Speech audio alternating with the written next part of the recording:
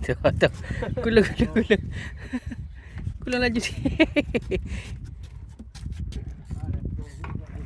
Ada tu saya hak. Rasa macam ada kot. Situ nak dapat ingat.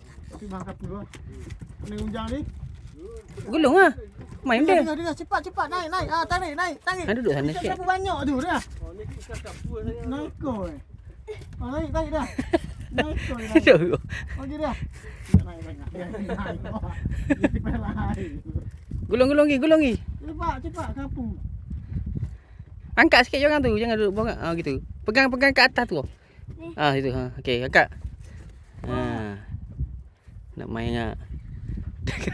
Gulung.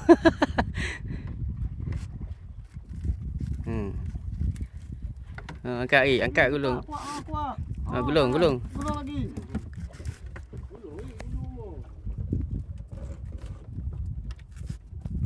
Sekut tangan aku.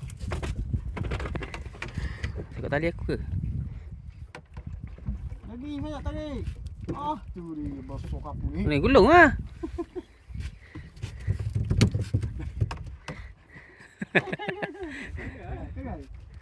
Tarik. Ah, lagi. Gulung lagi.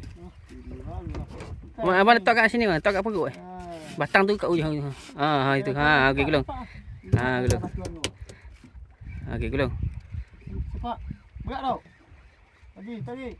Lagi sikit. Bosor. Oh, kam dia. Kau kapung. Wah, so. Sau. Jangan. So. Maju. Dekat sikit. Oh. Ya bapok kapung. Tu makan dia. Kapur ada tu. Tengok. Angkat bang. Ni bakar polo eh. Sekejap. Memang dah.